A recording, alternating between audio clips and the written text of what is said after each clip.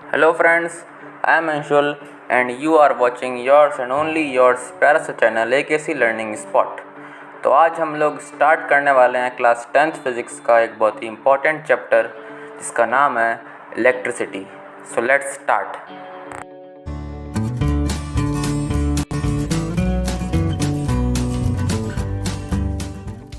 तो आज हम लोग इलेक्ट्रिसिटी चैप्टर के कुछ बेसिक कॉन्सेप्ट्स को समझेंगे और ऊपर से इसका एक इंट्रोडक्शन देख लेंगे। तो आगे बढ़ते हैं। फर्स्ट ऑफ ऑल हम लोग कुछ बेसिक टर्म्स को समझते हैं, जैसे कि चार्ज। What is charge? यहाँ पे दिया हुआ है number of electrons present in a body is called charge.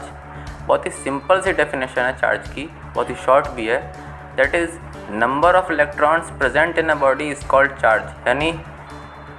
यानी कि इलेक्ट्रॉन्स अगर किसी बॉडी में प्रेजेंट हैं तो वो बॉडी को हम चार्ज्ड बॉडी कह सकते हैं। यानी कि अल्टीमेटली हमें ये कहना चाह रही है ये डेफिनेशन कि इलेक्ट्रॉन से मिलकर ही चार्ज बनता है। चार्ज के बारे में हम और कुछ देखते हैं नीचे। चार्ज एक स्केलर क्वांटिटी है। आई होप कि आपको फिज़िकल क्वांटिटीज़ के बारे में पता होगा कि ये दो टाइप्स की रहती हैं। फर्स्ट स्केलर, इसमें सिर्फ मैग्नीट्यूड रहता है, और सेकंड वेक्टर, इसमें मैग्नीट्यूड के साथ साथ डायरेक्शन भी रहती है। तो चार्ज एक स्केलर क्वांटिटी है। और मैं आपको बता दूं कि इस चैप्टर इलेक्ट्रिसिटी में हर फिज़िकल क्वांटिटी स्केलर ही है। ठीक है, तो चार्ज भी एक स्केलर क्वांटिटी है। इसका सिंबल होता है कैपिटल Q, यानी हम चार्ज को कैपिटल Q से रिप्रेजेंट करते हैं। इसका फॉर्मूला है Q = NE, जिसमें N है नंबर ऑफ इलेक्ट्रॉन्स और E है इलेक्ट्रॉन्स के ऊपर जो चार्ज रहता है, यानी charge on 1 electron, that is -1.6 into 10⁻⁻19 coulomb. Coulomb इसकी यूनिट है। ऐसा unit of charge is coulomb. इसका सिंबल है कैपिटल C। अब टाइप्स, चार्ज मेनली दो टाइप्स के रहते हैं। First positive, second negative. Suppose हमारे पास दो बॉडी हैं, फर्स्ट ये, सेकंड ये। फर्स्ट बॉडी में इलेक्ट्रॉन्स की संख्या प्रोटॉन से कम है, यानी कि इलेक्ट्रॉन्स की डेफिशिएंसी है, और सेकंड बॉडी में इलेक्ट्रॉन्स की संख्या प्रोटॉन से ज़्यादा है, यानी कि इलेक्ट्रॉन्स की एफिशिएंसी है। तो फर्स्ट बॉडी में इलेक्ट्रॉन्स की डेफिशिएंसी है, यानी कि इलेक्ट्रॉन्स की कमी है, तो ये बॉडी रहेगी पॉजिटिवली चार्ज्ड। और सेकंड बॉडी में चूँकि इलेक्ट्रॉन्स बहुत ज़्यादा हैं, यानी एक्सेस हैं, तो ये बॉडी रहेगी नेगेटिवली चार्ज्ड। ठीक है, और जिस बॉडी में protons is equal two electrons, यानी दोनों की संख्या बराबर रहेगी, तो वो बॉडी रहेगी न्यूट्रल। यहाँ पे एक चीज़ नोट करने वाली है जो मैं आपको पहले ही बता चुका हूँ, that is every physical quantity in chapter electricity is scalar। यानी कि इस चैप्टर इलेक्ट्रिसिटी में जितनी भी फिज़िकल क्वांटिटीज़ आएंगी, जैसे कि रेजिस्टेंस या फिर इलेक्ट्रिक पोटेंशियल या फिर इलेक्ट्रिक करंट, तो ये सारी फिज़िकल क्वांटिटीज़ स्केलर हैं। ओके, आगे बढ़ते हैं, पढ़ते हैं करंट के बारे में। तो the rate of flow of charge is called electric current और इलेक्ट्रिसिटी। यानी कि वो रेट जिससे चार्ज फ्लो हो रहा है किसी सर्किट में या फिर किसी बॉडी में, जिस रेट से चार्ज फ्लो होता है उसको हम कहते हैं इलेक्ट्रिक करंट या फिर इलेक्ट्रिसिटी जनरली। ये भी एक स्केलर क्वांटिटी है। इसका सिंबल होता है कैपिटल I। इसका फॉर्मूला है I = Q/T। Q है चार्ज और T है टाइम। यहाँ से हमें एक और फार्मूला मिल जाता है, that is I equal to NE/T। क्योंकि Q की हमने पीछे फार्मूला पढ़ा है, that is Q equal to NE, तो हमने Q की जगह यहाँ पे NE रख दिया है। तो हमें I के दो फार्मूलाज मिल जाते हैं। First I equal to Q/T, charge upon time, and second I equal to NE/T, NE भी चार्ज ही है। अब इन फार्मूले से हमें I की जो यूनिट मिलती है वो मिलती है कोलाम पर सेकेंड, है ना। Q का ये कोलाम और टाइम का ये सेकेंड, और कोलाम पर सेकेंड को ही एम्पियर कहा जाता है। तो इलेक्ट्रिक करंट की ऐसा यूनिट हो जाती है एम्पियर, जिसको हम रिप्रेजेंट करते हैं कैपिटल A से। अब कभी कभी ऐसे क्वेश्चन आ जाते हैं जैसे डिफाइन 1 एम्पियर, जिसका आंसर हम इस फार्मूले से लिख सकते हैं। Let charge Q equal to 1 coulomb and time T equal to 1 second, then because I equal to Q/T that is 1 coulomb per second, that is finally 1 ampere. ये तो हो गया न्यूमेरिकली। अगर हमें लैंग्वेज लिखनी है तो हम ये लिख सकते हैं, if 1 coulomb of charge flows to a body in just 1 second, then the electric current produced will be of 1 ampere. यानी कि अगर किसी सर्किट में या फिर किसी बॉडी में 1 कोलाम का चार्ज सिर्फ 1 सेकेंड में फ़्लो हो रहा है, यानी उसका रेट है फ़्लो होने का, तो जो इलेक्ट्रिक करंट प्रोड्यूस होगा उसका मैग्नीट्यूड होगा 1 एम्पेयर। बहुत ही सिंपल है। आई होप कि आपको समझ में आ रहा होगा। आगे चलते हैं, पढ़ते हैं डायरेक्शन ऑफ करंट के बारे में। अब बहुत से लोगों के मन में ये सवाल उठ रहा होगा कि करंट जब एक स्केलर क्वांटिटी है तो इसमें डायरेक्शन कहाँ से आ गई। मैं आपको ये बता दूं कि करंट वैसे तो स्केलर क्वांटिटी है आपके लिए, लेकिन जब आप 11th या फिर आगे की क्लासेस में पढ़ेंगे तो हायर क्लासेस में आपको ये बताया जाएगा कि करंट एक्चुअली में एक टेंसर क्वांटिटी है। टेंसर, ना तो ये स्केलर है ना ही वेक्टर, ये एक टेंसर क्वांटिटी है। तो लेकिन अभी के लिए आपको ये समझना है कि ये एक स्केलर क्वांटिटी है और इसकी डायरेक्शन भी होती हैं। फर्स्ट डायरेक्शन है, direction of current is always opposite to the direction of flow of electrons और चार्ज। यानी कि अगर इलेक्ट्रॉन्स इस डायरेक्शन में फ़्लो हो रहे हैं, इस डायरेक्शन में राइट साइड को, तो जो करंट का डायरेक्शन होगा वो इसके हमेशा अपोजिट रहेगा, यानी कि लेफ़्ट साइड को हो जाएगा। ठीक है, इसे हमें बाय कन्वेंशन मानना पड़ता है। तो हमेशा करंट का डायरेक्शन इलेक्ट्रॉन्स या फिर चार्ज हम कह सकते हैं, उसके डायरेक्शन के हमेशा अपोजिट में ही रहता है।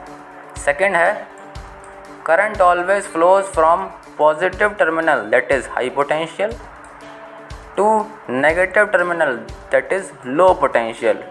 यानी कि अगर कोई सर्किट है उसमें यहाँ पे पॉजिटिव टर्मिनल है और यहाँ पे नेगेटिव, तो करंट हमेशा पॉजिटिव टर्मिनल से नेगेटिव टर्मिनल की तरफ फ्लो होता है, यानी हाई पोटेंशियल से लो पोटेंशियल तक। ओके,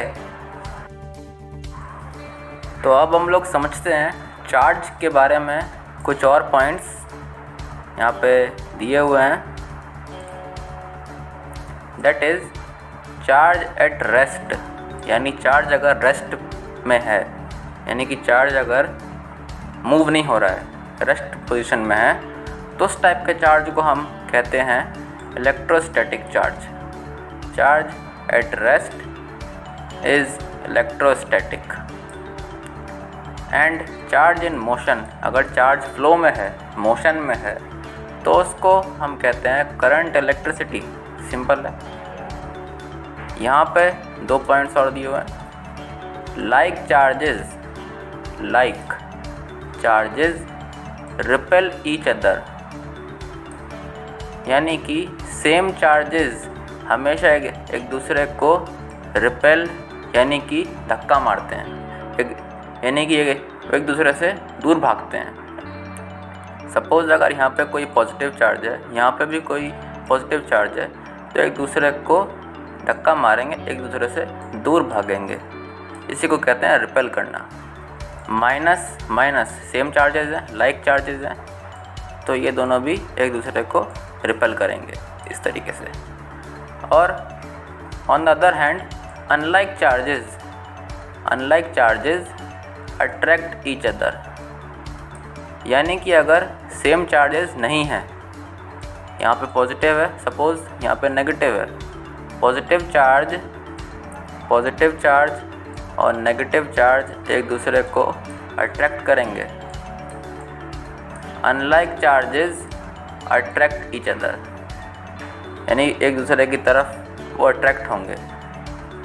आगे बढ़ते हैं, समझते हैं पोटेंशियल के बारे में। What is potential?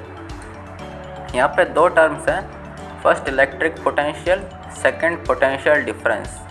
इनमें कुछ खास अंतर है नहीं, दोनों लगभग सेम ही हैं, 99% सेम है। समझते हैं इन्हें इनकी डेफिनेशन से। Electric potential, the amount of work done in bringing a charge from one body to another is called as electric potential. यानी कि किसी कंडक्टर में सपोज़ किसी एक बॉडी से दूसरे बॉडी, यानी मान लेते हैं किसी एक पॉइंट से दूसरे पॉइंट तक एक चार्ज को लाने में जितना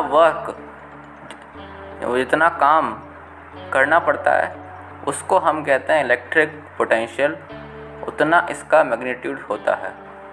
पोटेंशियल डिफरेंस भी कुछ यही कहता है, the amount of work done to move a unit charge from one point suppose infinity to other point on a circuit is known as potential difference। यानी कि सपोज़ किसी कंडक्टर में या फिर किसी सर्किट में किसी एक पॉइंट से, मान लेते हैं इन्फिनिटी से दूसरे पॉइंट तक एक यूनिट चार्ज को लाने में जितना वर्क होता है उसको हम कहते हैं पोटेंशियल डिफरेंस। तो इसकी ये भी एक स्केलर क्वांटिटी है, जैसे मैंने आपको बताया कि इस चैप्टर में मतलब हर एक फिज़िकल क्वांटिटी स्केलर क्वांटिटी है, तो पोटेंशियल डिफरेंस भी एक स्केलर क्वांटिटी है। इसका सिंबल होता है कैपिटल V। इसका फॉर्मूला है V = W/Q। यहाँ पे W for work done and Q for हम सब जानते हैं चार्ज। तो यहाँ से इसकी यूनिट मिल सकती है हमें वर्क डन की जूल अपॉन चार्ज Q की कोलाम, जूल अपॉन कोलाम, इसी को कहा जाता है वोल्ट। तो पोटेंशियल डिफरेंस या इलेक्ट्रिक पोटेंशियल की ऐसा यूनिट होगी वोल्ट। इसका सिंबल है V। आगे बढ़ते हैं। यहाँ पे ये कुछ बेसिक एक सर्किट के कंपोनेंट्स की लिस्ट लिखी हुई है। ये इधर पूरी लिस्ट है, उन सब के नाम हैं और यहाँ पे उन सब के सिंबल्स हैं। सबको एक एक करके देख लेते हैं। वैसे ये बहुत ही सिंपल है, जानते होंगे शायद आप लोग, फिर भी एक बार देख लेते हैं, रिवीजन हो जाएगा। एन इलेक्ट्रिक सेल, एक इलेक्ट्रिक सेल को हम एक सर्किट में इस सिंबल से रिप्रेजेंट करते हैं। ये वायर है, ये भी एक वायर है। ये लॉन्गर, जो इसकी लॉन्गर लाइन है, ये लॉन्गर एंड, ये रिप्रेजेंट करता है पॉजिटिव टर्मिनल को, और ये शॉर्टर लाइन नेगेटिव टर्मिनल को। ये हो गया एक सेल, ड्राई सेल या इलेक्ट्रिक सेल। बैटरी ज़्यादा कुछ नहीं, 3-4 सेल के कॉम्बिनेशन को एक बैटरी कहा जाता है। एक से ज़्यादा सेल अगर हम साथ में लगा दें तो उस कॉम्बिनेशन को बैटरी कहा जाता है। यहाँ पे सिर्फ सिंगल सेल था, यहाँ पे 1, 2, 3 सेल हैं। तो इसको हम कहेंगे बैटरी। यहाँ पे भी सेम, ये लॉन्गर एंड पॉजिटिव, ये सारे लॉन्गर एंड पॉजिटिव हैं और ये शॉर्टर नेगेटिव। ठीक है, आगे प्लग की या फिर स्विच, अगर हमें ओपन दिखाना है तो हम ऐसे दिखाएंगे, और अगर हमें प्लग की या फिर स्विच को क्लोज्ड दिखाना है तो हम बीच में एक डॉट लगा देंगे इस तरीके से। ए वायर जॉइंट, यहाँ पे 2 या 3 वायर आके मिल रहे हैं तो हम इसको एक डॉट से दिखा देंगे, यहाँ पे इनका जॉइंट है।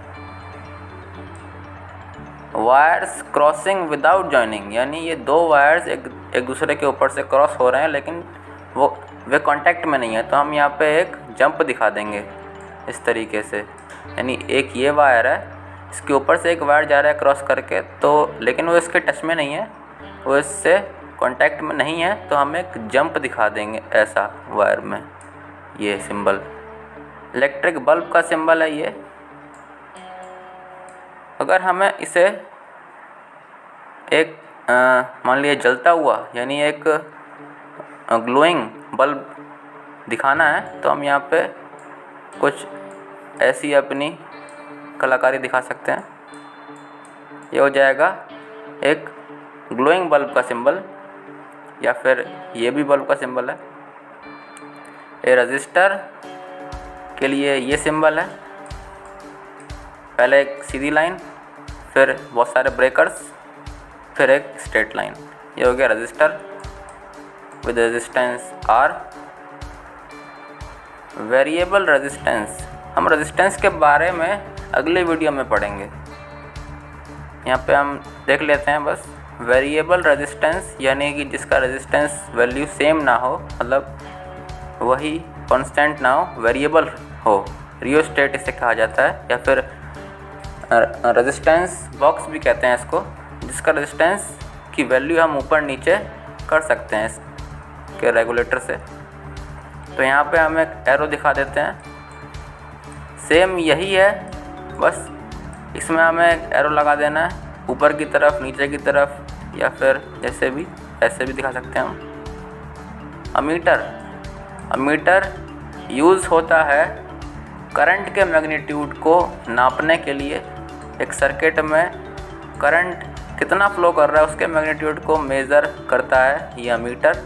इसका सिंबल कुछ ऐसा है, इधर से वायर, बीच में सर्कल, और यहाँ पर लिखा A। ये है पॉजिटिव, ये है नेगेटिव। एंड वोल्ट मीटर का सिंबल भी कुछ ऐसा ही है, बस बीच में V लिखा हुआ है। वोल्ट मीटर यूज़ होता है एक सर्किट में पोटेंशियल डिफरेंस को मेज़र करने के लिए। एक होता है गैल्वेनोमीटर, उसका यहाँ पे सिंबल नहीं दिया हुआ है।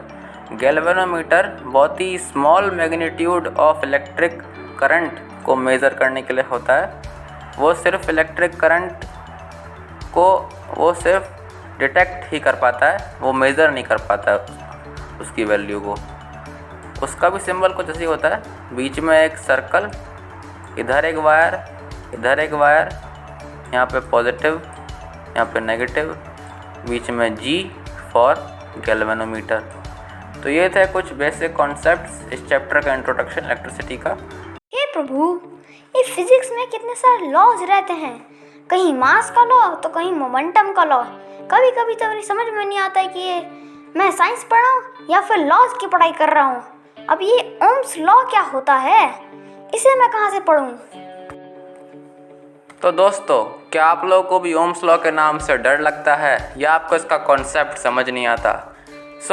टेंशन की क्या बात, जब एक ऐसी आपके साथ आगे की पूरी वीडियो देखने के बाद आप ओम्स लॉ और रेजिस्टेंस इन 2 टॉपिक्स के मास्टर बन जाएंगे। सो लेट्स स्टार्ट। तो आज का हमारा टॉपिक है ओम्स लॉ। आज हम लोग इस टॉपिक को समझेंगे। फर्स्ट ऑफ ऑल हम लोग समझते हैं कि ओम्स लॉ हमसे क्या कहता है। At a constant temperature and pressure the electric current flowing in a circuit is directly proportional to the potential difference across its ends.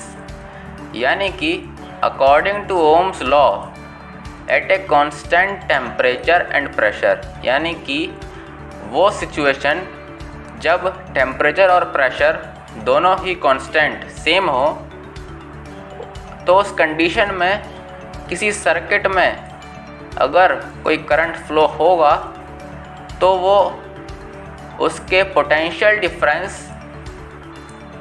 से डायरेक्टली प्रोपोर्शनल होगा। यानी कि जब टेम्परेचर और प्रेशर सेम होंगे, कांस्टेंट होंगे, तो करंट पोटेंशियल डिफरेंस से डायरेक्टली प्रोपोर्शनल होगा। That is V potential difference is directly proportional to I current. तो यहाँ से हमें मिल जाता है V is equal to RI, जहाँ पर R एक कांस्टेंट है। ओम्स लॉ, ये बहुत ही सिंपल सी इसकी डेफिनेशन है। तो ओम्स लॉ से हमें ये 3 फार्मूले मिलते हैं। पहला V is equal to IR, यानी कि potential difference V is equal to IR। Second, I is equal to V upon R, यानी कि electric current I is equal to V upon R। Third, R is equal to V upon I, यानी कि R है resistance, जो कि हम आगे पढ़ने वाले हैं। So resistance R is equal to V upon I। तो ये था ओम्स लॉ, जिससे हमें ये फार्मूले मिलते हैं मेन। आगे हम समझते हैं resistance. What is resistance? The obstruction offered to the flow of electric current in a circuit is called as resistance. यानी कि किसी सर्किट में इलेक्ट्रिक करंट के फ्लो में जो रुकावटें आती हैं, जो ऑब्स्टिकल्स आते हैं, जो रेस्ट्रिक्शन आते हैं, उसी को कहा जाता है रेजिस्टेंस। यानी रेजिस्टेंस इज़ नथिंग बट एक रेजिस्टेंस एक ऐसी चीज़ है जो कि करंट के फ्लो को रोकती है। वो एक बाधा सी है फ्लो ऑफ इलेक्ट्रिक करंट में। ठीक है, तो ऑब्स्ट्रक्शन का मतलब है रेस्ट्रिक्शन, यानी कि जो रोकती है करंट के फ्लो को, उसी को हम कहते हैं रेजिस्टेंस। सिंपल सी डेफिनेशन है, the obstruction offered to the flow of electric current in a circuit is called as resistance. ये एक स्केलर क्वांटिटी है, सिंबल है इसका कैपिटल R।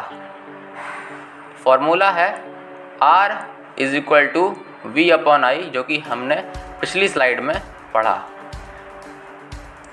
और यहाँ पर V है पोटेंशियल डिफरेंस, I है इलेक्ट्रिक करंट। इसकी SI यूनिट है ओम। इस फॉर्मूले से इसकी यूनिट आती है volt upon ampere. Potential difference का वोल्ट और इलेक्ट्रिक करंट का एम्पेयर। वोल्ट अपॉन एम्पेयर को ही कहते हैं ओम। इसका सिंबल है ओमेगा, इसका नाम ओमेगा है। आगे बढ़ते हैं, सम फैक्टर्स अफेक्टिंग R, यानी कि उन फैक्टर्स को समझते हैं जिन पर रेजिस्टेंस डिपेंड करता है। First, length of a conductor. Length of a conductor is directly proportional to its resistance. यानी कि सपोज आपके पास कोई वायर है, तो जितना लंबा वो वायर होगा, जितनी ज़्यादा उसकी लेंथ होगी, उतना ही ज़्यादा उसका रेजिस्टेंस होगा, क्योंकि ये डायरेक्टली प्रोपोर्शनल है। नेक्स्ट, थिकनेस या फिर एरिया ऑफ क्रॉस सेक्शन भी जिसको कहा जाता है। थिकनेस, मोटाई। थिकनेस और area of cross section of a conductor is inversely proportional to its resistance. यानी कि जितना भी कोई वायर, सपोज जितना भी कोई वायर मोटा होगा, उतना ज़्यादा उसका एरिया ऑफ क्रॉस सेक्शन होगा, और जितना ज़्यादा उसका एरिया ऑफ क्रॉस सेक्शन होगा, उतना कम उसमें रेजिस्टेंस होगा। ठीक है, यानी कि क्योंकि ये इन्वर्सली प्रोपोर्शनल है, तो कोई वायर यानी कोई वायर जितना ज़्यादा मोटा होगा उतना कम उसमें रेजिस्टेंस होगा, और इसका उल्टा भी सही है, जितना पतला वायर होगा उतना ज़्यादा उसमें रेजिस्टेंस होगा। Okay, next, resistance of a conductor is directly proportional to its temperature. यानी कि सपोज़ कोई वायर है आपके पास, उसका हम अगर टेम्परेचर बढ़ाएंगे तो उसका रेजिस्टेंस भी बढ़ेगा, क्योंकि ये डायरेक्टली प्रोपोर्शनल है। आप इसको ऐसे याद रख सकते हैं कि सपोज़ कोई वायर है आपके पास, उसका अगर आप टेम्परेचर बढ़ाएंगे तो वो आप मान सकते हैं कि वो अगर मेल्ट होगा तो उसकी लेंथ बढ़ेगी, और अगर लेंथ इंक्रीज़ होगी तो उसका रेजिस्टेंस भी बढ़ेगा, है ना। तो रेजिस्टेंस बढ़ेगा टेम्परेचर को बढ़ाने पे। और लास्ट है, बैड कंडक्टर्स या फिर इंसुलेटर्स जिनको कहते हैं ऑफर ए हाई रेजिस्टेंस। यानी कि ऐसे वायर या फिर ऐसे कंडक्टर्स जिनका मटेरियल एक बैड कंडक्टर है या फिर इंसुलेटर है, तो उनका रेजिस्टेंस का भाई इन्फानाइट, ठीक है, क्योंकि वो इलेक्ट्रिक करंट को आसानी से फ्लो होने ही नहीं देते हैं, तो उनका रेजिस्टेंस तो हाई ही जाएगा। आगे समझते हैं रेजिस्टिविटी को। What is resistivity? तो resistivity of a material is defined as the resistance offered by a cube of side 1 meter of that material। अगर आपको डेफिनेशन थोड़ी डिफ़िकल्ट लग रही हो तो आप सिंपली ये समझिए कि सपोज़ आपके पास कोई वायर है या फिर कोई कंडक्टर है, तो उसका जो मटेरियल है उस मटेरियल के नेचर में ही रेजिस्टिविटी होगी। यानी कि ये एक प्रॉपर्टी है रेजिस्टिविटी, मतलब हर एक मटेरियल की प्रॉपर्टी होती है रेजिस्टिविटी। अगर कोई कंडक्टर है तो उसकी रेजिस्टिविटी लो होगी, यानी कि उसमें रेजिस्टेंस भी लो होगा। लेकिन वहीं अगर कोई इंसुलेटर है तो एक इंसुलेटर के मटेरियल की रेजिस्टिविटी वो हमेशा हाई होगी। तो अगर रेजिस्टिविटी ज़्यादा होगी तो उसका रेजिस्टेंस भी ज़्यादा होगा। ये भी एक स्केलर क्वांटिटी है, इसका सिंबल होता है ये P जैसा, इसका नाम है रो, और इसका फॉर्मूला है रो इज इक्वल टू RA/L, जहाँ पर R है रेजिस्टेंस, A है एरिया ऑफ क्रॉस सेक्शन यानी कि थिकनेस मोटाई, L है लेंथ यानी कि लंबाई। इसकी ऐसा यूनिट है ओम मीटर। याद रखिएगा कि रेजिस्टेंस की ऐसा यूनिट थी सिर्फ ओम, ओमेगा सिंबल था, लेकिन रेजिस्टिविटी की ऐसा यूनिट है ओम मीटर, ओमेगा और फिर मीटर का M, ओम मीटर। ओके, इसके भी हम फैक्टर्स देख लेते हैं जिन पर रेजिस्टिविटी डिपेंड करती है। अच्छा हाँ, और एक बात, रेजिस्टिविटी को एक और नाम से भी जाना जाता है, इसका नाम है स्पेसिफिक रेजिस्टेंस। यानी कि स्पेसिफिक रेजिस्टेंस के नाम से भी रेजिस्टिविटी को कहीं कहीं लिखा जाता है, आपकी बुक्स में भी दिया होगा शायद। पहला factor, resistivity of a conductor depends upon material and temperature of the conductor. यानी कि कोई भी कंडक्टर है या फिर कोई भी वायर है आपको जिसकी रेजिस्टिविटी आप वो देखना चाह रहे हैं, तो उसकी रेजिस्टिविटी उस वायर के मटेरियल या और उसके टेम्परेचर, सिर्फ इन दो फैक्टर्स पर वो डिपेंड करेगी। हम सबसे पहले देखते हैं मेटल के केस में, resistivity increases with increase in temperature. यानी कि अगर कोई वायर है वो अगर मेटल का है तो अगर हम उस मेटेलिक वायर का टेम्परेचर बढ़ाएंगे तो उसकी रेजिस्टिविटी भी बढ़ेगी, ठीक है। यानी कि मेटेलिक वायर में टेम्परेचर को राइज करने से उसका रेजिस्टिविटी भी बढ़ती है और एज ए रिज़ल्ट उसका रेजिस्टेंस भी बढ़ेगा। नेक्स्ट, सेमीकंडक्टर्स जैसे कि सिलिकॉन, जर्मेनियम, आप जानते होंगे सेमीकंडक्टर्स। तो इनकी resistivity decreases with increase in temperature. अगर हम सेमीकंडक्टर्स का टेम्परेचर बढ़ाएंगे तो उनकी रेजिस्टिविटी कम होगी, यानी डिक्रीज़ होगी। यहाँ पे इन्वर्सली है, यहाँ पे उल्टा मामला है। टेम्परेचर को बढ़ाने से रेजिस्टिविटी यहाँ पे कम हो रही है और एज ए रिज़ल्ट उनका रेजिस्टेंस भी कम होगा, डिक्रीज़ होगा। Next and the last, alloys. Alloys आप जानते होंगे, आई होप, कि अलॉयज़ मिक्सचर रहता है। फॉर एग्ज़ाम्पल 2 मेटल्स का या फिर 2 नॉन मेटल्स का या फिर 1 मेटल और 1 नॉन मेटल का मिक्सचर रहता है अलॉय। तो अलॉयज़ इट्स स्पेसिफिक रेजिस्टेंस, यहाँ पे आ गया ये word, specific resistance is nothing but resistivity. Specific resistance of alloys remain same, constant रहती हैं विद इंक्रीज और डिक्रीज इन टेम्परेचर। यानी कि आप अलॉयज़ का टेम्परेचर चाहे बढ़ाओ चाहे घटाओ, उनकी रेजिस्टिविटी या फिर स्पेसिफिक रेजिस्टेंस सेम ही रहेगा, कांस्टेंट रहेगा। इसीलिए यही रीज़न है कि हम लोग टिन और लेड के अलॉय को फ्यूज़ वायर्स में यूज़ करते हैं। It is combination of resistors, series और parallel. So let's start. First of all हम लोग समझते हैं that what is series combination.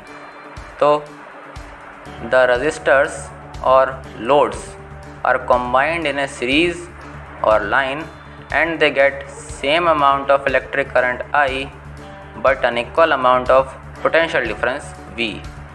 यानी कि जब रजिस्टर्स को resistors are nothing but electrical appliances, यानी कि जब रजिस्टर्स या इन्हें हम लोड्स भी कह सकते हैं, जब रजिस्टर्स या लोड्स को एक ही लाइन में, एक ही सीरीज़ में, एक ही सिंगल लाइन में कंबाइन किया जाता है किसी सर्किट में, तो उस तरह के कॉम्बिनेशन को हम कहते हैं series combination. For example suppose ये एक रजिस्टर है R1 और ये एक रजिस्टर है R2। तो अगर मैं इन दोनों को एक ही सिंगल लाइन में, यानी कि एक ही सीरीज़ में कंबाइन कर दूं, तो ये एक एग्ज़ाम्पल है सीरीज़ कॉम्बिनेशन का। ठीक है। अब ऐसे कॉम्बिनेशन में दोनों रजिस्टर्स में से सेम अमाउंट का इलेक्ट्रिक करंट फ्लो होता है, यानी कि जितने एम्पेयर का करंट इसमें से जाएगा उतने ही एम्पेयर का करंट इस दूसरे रजिस्टर में से भी फ्लो होगा। यानी कि same amount of electric current सारे लोड्स में से फ्लो होता है सीरीज़ कॉम्बिनेशन में। लेकिन जो वोल्टेज रहती है, यानी कि पोटेंशियल डिफरेंस, ये सब में अलग अलग रहती है। हम जानते हैं कि रजिस्टर्स देते हैं रेजिस्टेंस, जो कि इलेक्ट्रिक करंट को ऑब्स्ट्रक्ट, यानी कि रोकता है, और इस प्रोसेस में वोल्टेज यानी कि पोटेंशियल डिफरेंस की वेस्टेज होती है। 100 बात की एक बात कि रजिस्टर्स वोल्टेज खाते हैं, यानी कि जितने वोल्ट की पोटेंशियल डिफरेंस इस रजिस्टर में होगी उससे कम वोल्ट की पोटेंशियल डिफरेंस इस रजिस्टर में होगी। सो एक सीरीज़ कॉम्बिनेशन में इलेक्ट्रिक करंट I सारे रजिस्टर्स में सेम रहता है, बट पोटेंशियल डिफरेंस V या वोल्टेज सब में अनइक्वल रहती है। Now what do you mean by parallel combination? So the resistors are combined as parallel lines and they get same amount of potential difference V but unequal amount of electric current I। यहाँ पे पूरा उल्टा है ना। यानी कि जब हम रजिस्टर्स को, सपोज़ ये एक रजिस्टर है R1 और ये एक रजिस्टर है R2, यानी कि जब हम इन दोनों रजिस्टर्स को पैरेलल लाइंस की तरह कंबाइन कर दें इस तरीके से, ये एक, तो इस तरह के कॉम्बिनेशन को हम कहते हैं पैरेलल कॉम्बिनेशन, जहाँ पर रजिस्टर्स एक पैरेलल लाइन की तरह कंबाइन हैं ठीक है, पैरेलली।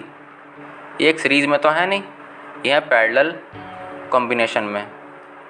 तो ऐसे कॉम्बिनेशन में जो पोटेंशियल डिफरेंस रहता है, यानी कि वोल्टेज दोनों में सेम रहती है, दोनों में सेम वोल्ट का पोटेंशियल डिफरेंस रहता है।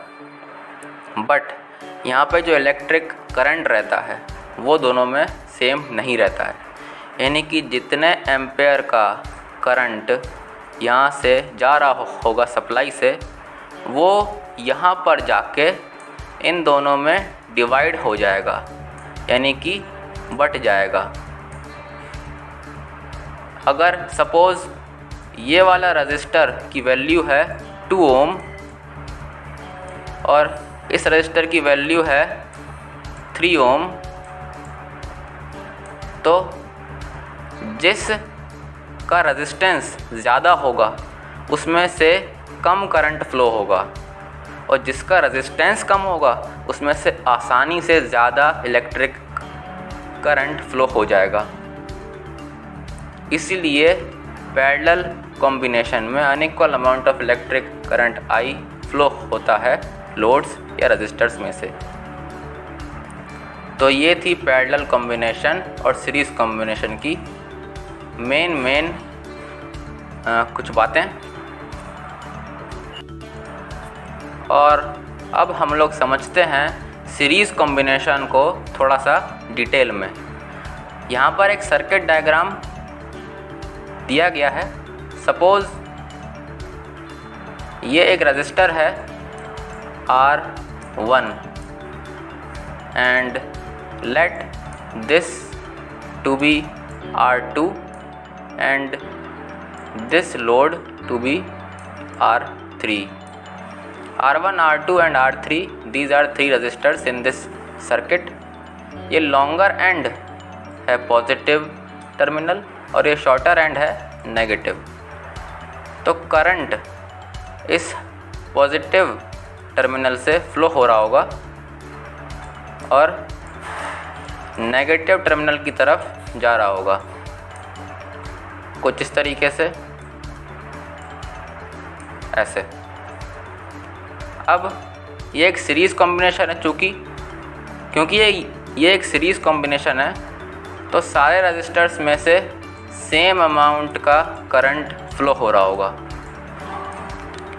लेकिन सब में पोटेंशियल डिफरेंस सेम नहीं होगा। ये अभी हमने पिछली स्लाइड में देखा कि सीरीज़ कॉम्बिनेशन में पोटेंशियल डिफरेंस अनइक्वल रहता है। तो सपोज़ इस रजिस्टर में पोटेंशियल डिफरेंस होगा V1, इस रजिस्टर में होगा V2 and let in this resistor potential difference to be V3।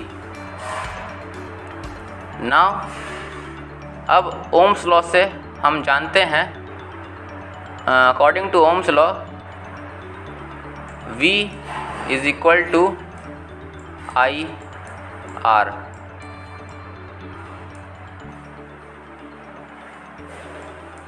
Sorry, V is equal to IR।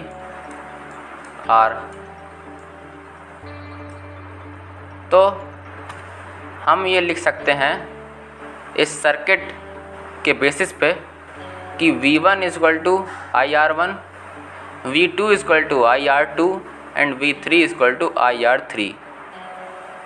ये V1, ये R1, V2, R2, V3, R3 और I तो सब में सेम ही है। तो हमारे पास ये 3 इक्वेशन आ जाती हैं ओम्स लॉ के हिसाब से, ठीक है। अब टोटल पोटेंशियल डिफरेंस हम जानते हैं, let total potential difference to be V, और V इक्वल होगा V1 plus V2 plus V3 के। अब यहाँ पे अगर हम इन सब की वैल्यू रख दें, V की वैल्यू हम यहाँ से ले सकते हैं IR, ये रख दिया हमने IR, V1 की वैल्यू IR1, V2 की वैल्यू IR2 और V3 की वैल्यू IR3।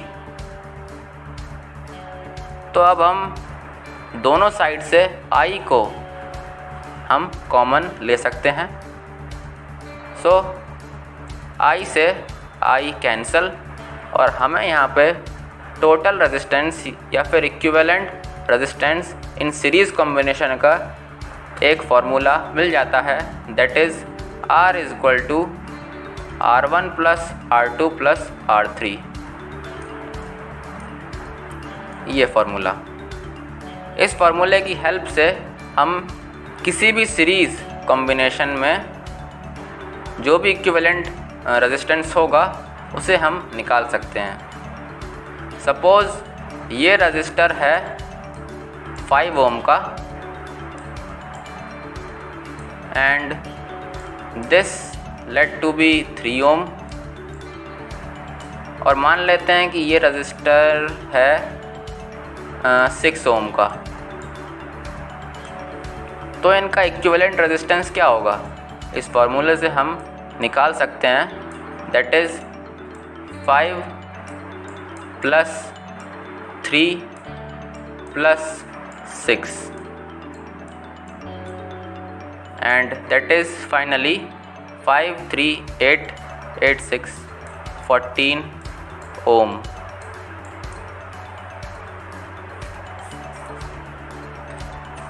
तो अब हम लोग समझते हैं इसी तरीके से पैरेलल कॉम्बिनेशन के बारे में थोड़ा सा डिटेल में। यहाँ पे भी हमें एक सर्किट डायग्राम दिया हुआ है। सपोज़ ये रजिस्टर R1 है, ये रजिस्टर R2 है and this let to be R3। ये लॉन्गर एंड पॉजिटिव टर्मिनल, ये शॉर्टर एंड नेगेटिव टर्मिनल।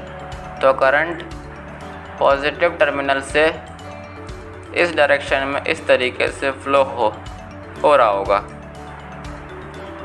और यहाँ पे आके इन तीनों में बट जा रहा होगा, डिवाइड हो रहा होगा।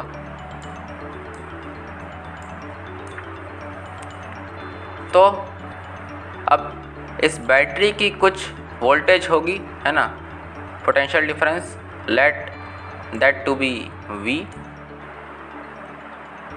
अब चूँकि हम जानते हैं कि ये एक पैरेलल कॉम्बिनेशन है और पैरेलल कॉम्बिनेशन में सारे रजिस्टर्स का पोटेंशियल डिफरेंस तो सेम रहता है और वो हो गया V, लेकिन सब में इलेक्ट्रिक करंट की वैल्यू अनइक्वल रहती है। तो हम सपोज़ करते हैं कि इस रजिस्टर में हम सपोज़ करते हैं कि R1 में इलेक्ट्रिक करंट की वैल्यू है I1, R2 में है I2 और R3 में होगी सपोज़ R3।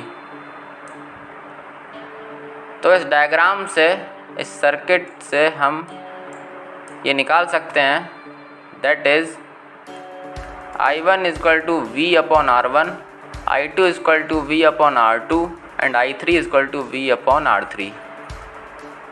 अब ये सारे फार्मूले कहाँ से आए, ओम्स लॉ से। ओम्स लॉ के according V is equal to IR होता है और यहाँ से I की वैल्यू आ रही है V अपॉन R। तो इस फार्मूले से हमने ये सारे तीनों फार्मूले निकाल लिए इस डायग्राम के बेसिस पे। अब टोटल इलेक्ट्रिक करंट को अगर हम I मान लें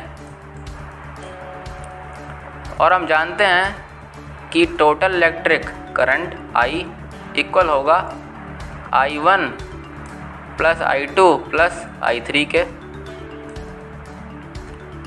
अब इन सारे I की जगह हम इनकी वैल्यू रख दें V अपॉन R की फॉर्म में, तो हमें मिलेगा कुछ ऐसा। I की वैल्यू V अपॉन R यहाँ से मिली, I1 की value V upon R1, I2 की value V upon R2, I3 की value V upon R3।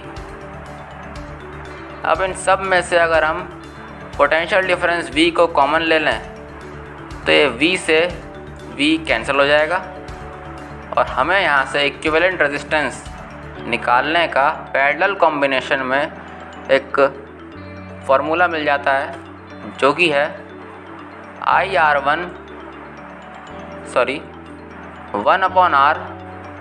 Is equal to 1/R1 plus 1/R2 plus 1/R3। ये फार्मूला हम यूज़ कर सकते हैं टोटल रेजिस्टेंस को निकालने में, वो भी पैरेलल कॉम्बिनेशन ऑफ रेजिस्टर्स के सर्किट में। सो आई होप कि आपको कॉम्बिनेशन ऑफ रेजिस्टर्स का कॉन्सेप्ट क्लियर हुआ, जहाँ पर आज मैं आप लोगों के लिए लेकर आया हूँ क्लास 10th फिज़िक्स का एक बहुत ही important topic, that is heating effect of electric current. आगे की पूरी वीडियो देखने के बाद आप इस टॉपिक से रिलेटेड सारे न्यूमेरिकल्स को यूँ चुटकियों में सॉल्व कर ले जाएंगे। सो let's start. First of all हम लोग समझते हैं that what is the heating effect of electric current. So whenever an electric current flows through a circuit, it produces a heating effect। यानी कि जब भी इलेक्ट्रिक करंट किसी सर्किट से या फिर सपोज़ किसी वायर के थ्रू फ्लो होता है तो वो थोड़ा बहुत हीटअप होता है। यानी कि इसका मतलब है कि इलेक्ट्रिक करंट जब भी फ्लो होता है किसी सर्किट में तो उसमें एक हीटिंग इफ़ेक्ट प्रोड्यूस होता है। जैसे कि मैग्नेटिक इफ़ेक्ट प्रोड्यूस होता है, उसी तरीके से हीटिंग इफ़ेक्ट भी प्रोड्यूस होता है। And we must know that work done, heat and electric energy are one and the same thing. I repeat, work done, heat and electric energy are one and the same thing. ये तीनों चीज़ों के नाम भले ही different हों, लेकिन ये तीनों चीज़ें सेम हैं। इन तीनों के फार्मूलाज भी सेम हैं और इन तीनों की ऐसा यूनिट भी सेम है, and that is joule. Now what is Joule's law of heating? What do you mean by Joule's law of heating? So according to Joule's law of heating we have first, heat H is directly proportional to electric current I square। ये है हमारी first equation. heat H is directly proportional to resistance R। Second equation, heat H is directly proportional to time T। Third equation. So by all these three equations we will get that thus H is directly proportional to I square RT, and इस proportionality का sign को हटाकर हम लगा सकते हैं एक constant K। So H is equal to K into I square RT, और ऐसा यूनिट में K की वैल्यू है 1। So finally we will get a formula for heat, and that is H is equal to I square RT। यानी कि किसी भी heating effect में जो हीट प्रोड्यूस होनी है वो इन तीन चीज़ों पर डिपेंड करती है। पहला इलेक्ट्रिक करंट, दूसरा रेजिस्टेंस और तीसरा टाइम। जितना ज़्यादा इलेक्ट्रिक करंट फ्लो होगा उतनी ज़्यादा हीट प्रोड्यूस होगी, जितना ज़्यादा रेजिस्टेंस होगा वायर में उतनी ज़्यादा हीट प्रोड्यूस होगी, और जितनी देर तक यानी कि जितना ज़्यादा टाइम तक वो इलेक्ट्रिक करंट वो फ्लो होगा उतना ही ज़्यादा हीटिंग इफ़ेक्ट होगा। और इन्हीं तीनों के बेसिस पे, इन्हीं के कॉम्बिनेशन से बनता है ये formula, that is H equal to I square RT।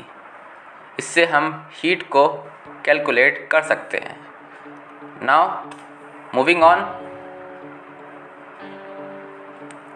अब हम समझते हैं इलेक्ट्रिक एनर्जी के कुछ फार्मूलाज को। हम सभी जानते हैं कि potential difference V is equal to work done W upon Q होता है। तो इससे हमें ये रिलेशन मिल सकता है, दैट इज़ W = VQ। और हम जानते हैं कि W is nothing but work done, और work done, heat and electric energy are one and the same thing. So हम वर्क डन को इलेक्ट्रिक एनर्जी से रिप्लेस कर सकते हैं। तो यहाँ से हमें इलेक्ट्रिकल एनर्जी का फर्स्ट फार्मूला मिल जाता है, that is electric energy = VQ, पहला फार्मूला। अब हमने ये भी पढ़ा है दैट इलेक्ट्रिक करंट I =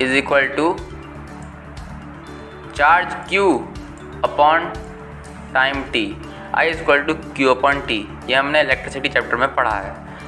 इस फार्मूले से हम कह सकते हैं कि Q = IT होता है। अब हम इस Q की वैल्यू को इस फार्मूले में पुट करके इलेक्ट्रिक एनर्जी का दूसरा फार्मूला निकाल सकते हैं, and that is electric energy = VIT। By Ohm's law हम जानते हैं कि V = IR होता है। ये एक रिलेशन है ओम्स लॉ के बेसिस पे। तो हम V की वैल्यू को इस इक्वेशन में पुट करके इलेक्ट्रिक एनर्जी का थर्ड फार्मूला निकाल सकते हैं, and that is electric energy = I²RT। अगर आपको ध्यान हो तो यही फार्मूला है हीट का भी, जो हमने अभी पिछली स्लाइड में ही देखा। और ओम्स लॉ के इस फार्मूले से हम ये रिलेशन भी निकाल सकते हैं दैट I = V/R। तो इस I की वैल्यू को हम इस फार्मूले में पुट करके इलेक्ट्रिक एनर्जी का फोर्थ फार्मूला निकाल सकते हैं, and that is electric energy = V²T/R।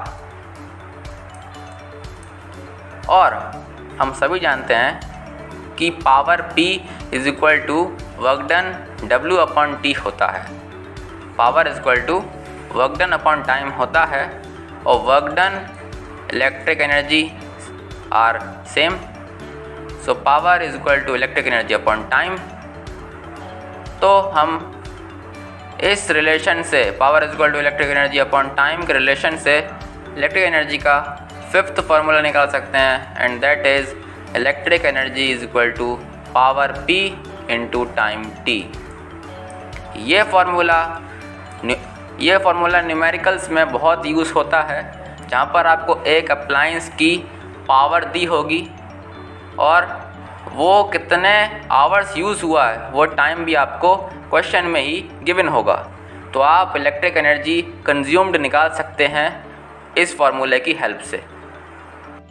अब हम लोग आगे बढ़ते हैं और इलेक्ट्रिक एनर्जी और इलेक्ट्रिक पावर के सारे फार्मूलाज को समराइज़ करके लिखते हैं। हमने पिछली स्लाइड में इलेक्ट्रिक एनर्जी को कैलकुलेट करने के पूरे 5 फार्मूलाज निकाले, उन्हें हम यहाँ पे बारी बारी से लिख लेते हैं। सो इलेक्ट्रिक एनर्जी के सारे formulas, electric energy = VQ, electric energy = VIT, electric energy = I²RT, electric energy = V²T/R, and electric energy = power × time. अब इन्हीं सारे फार्मूलाज की हेल्प से हम इलेक्ट्रिक पावर के भी फार्मूलाज डिराइव करने वाले हैं। हम ये तो जानते ही हैं कि power = work done upon time होता है, और हम वर्क डन की जगह इलेक्ट्रिक एनर्जी रिप्लेस करके लिख सकते हैं। तो हमारे पास पहला फार्मूला तो यही आ जाता है that power P = electric energy upon time. ये फर्स्ट फार्मूला, यानी कि हम इलेक्ट्रिक एनर्जी की ये सारी वैल्यूज़ को इस फार्मूले में पुट करके पावर के और सारे फार्मूलाज निकाल सकते हैं। सो एक एक करके ये सारी वैल्यूज़ को हम इस फार्मूले में पुट करते हैं और इलेक्ट्रिक पावर के बाकी के फार्मूलाज को डिराइव करते हैं। सो अगर हम इलेक्ट्रिक एनर्जी की जगह VQ पुट करें तो हमें मिलेगा P = VQ upon T. If we put electric energy is equal to VIT, then we will get P is equal to VIT upon T, जहाँ पे T से T कैंसल हो जाएगा और हमें मिलेगा power is equal to VI। अगर हम इलेक्ट्रिक एनर्जी की जगह I² RT रखें, then we will get P is equal to I² RT, जहाँ पे T से T cancel and power is equal to I² R। और अगर हम V² T अपॉन R ये वैल्यू रखें तो हमें मिलेगा power is equal to V² T upon RT, जहाँ पर T से T cancel and power is equal to V² upon R। तो ये सारे फार्मूलाज हैं इलेक्ट्रिक पावर के और इलेक्ट्रिक एनर्जी के। तो अब आगे बढ़ते हुए हम समझते हैं units of electric energy. Electric energy की यूनिट्स क्या हैं? तो इसकी SI यूनिट है जूल। इलेक्ट्रिक एनर्जी और हीट और वर्क डन, ये तीनों एक ही चीज़ हैं। वर्क डन की, हीट की और इलेक्ट्रिक एनर्जी, इन तीनों की SI यूनिट है जूल और जिसका सिंबल है कैपिटल J। इलेक्ट्रिक एनर्जी की CGS यूनिट है erg, and we must know that 1 joule is equal to 10⁻⁷ erg, यानी कि जूल और अर्ग इन दोनों के बीच का रिलेशन है 1 जूल इज इक्वल टू 10⁷ अर्ग। अगर कभी आपको जूल से अर्ग में या अर्ग से जूल में कन्वर्ट करने के लिए आए तो आप इस रिलेशन का यूज़ कर सकते हैं।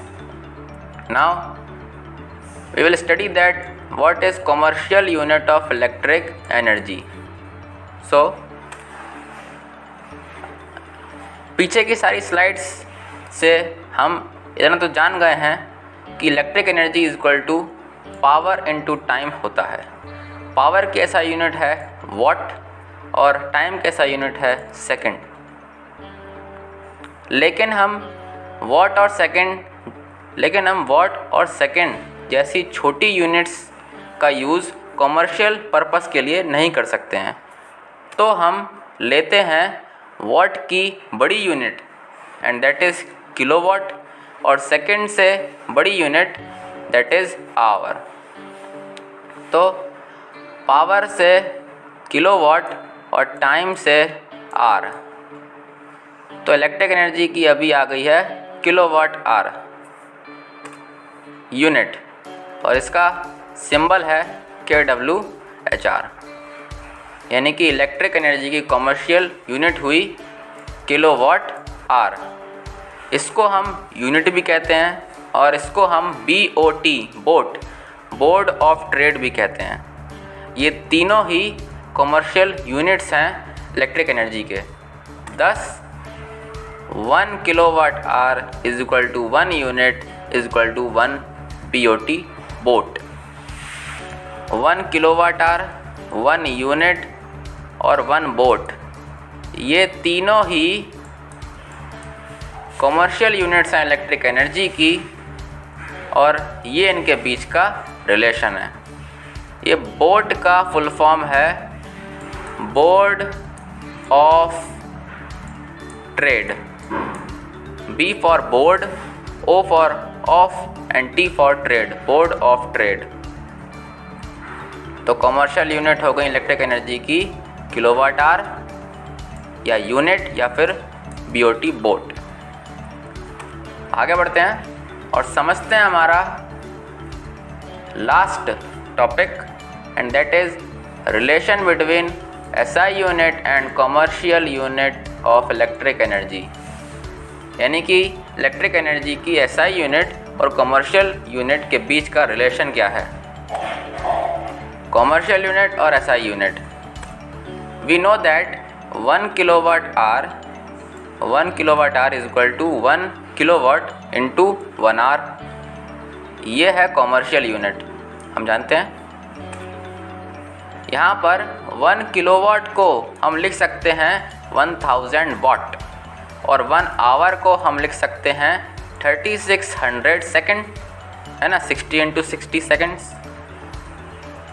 तो यहाँ से हमें मिलता है that is 1 kilowatt hour is equal to 36 into 10⁵ watt second. अब यहाँ पर ज़रा ध्यान दीजिएगा, नोट करने वाली बात है। हम जानते हैं कि power is equal to work done upon time होता है, यानी कि work done is equal to power into time होता है। वर्क डन की ऐसा यूनिट जूल और पावर की ऐसा यूनिट वॉट और टाइम की ऐसा यूनिट सेकेंड, यानी कि वॉट सेकेंड को हम लिख सकते हैं जूल। और यहाँ पे ये जो वॉट सेकेंड है हम इसको जूल से रिप्लेस कर सकते हैं, तो हमें फाइनली अपना रिलेशन मिल जाता है, required relation, and that is 1 kilowatt hour is equal to 3.6 into 10⁻6 joule. ये रिलेशन काफ़ी बार यूज़ होता है न्यूमेरिकल्स में। 1 kilowatt hour is equal to 3.6 into 10⁻6 joule. So ये टॉपिक तो हमारा यहीं पे ख़त्म हुआ। आई होप कि आपको ये वीडियो हेल्पफुल लगी होगी। अगर आपके लिए ये वीडियो हेल्पफुल रही हो और आपने इससे कुछ सीखा हो, then please like, share and subscribe our channel. If you have any query, then please ask in the comments. Thanks for watching. See you again. Bye.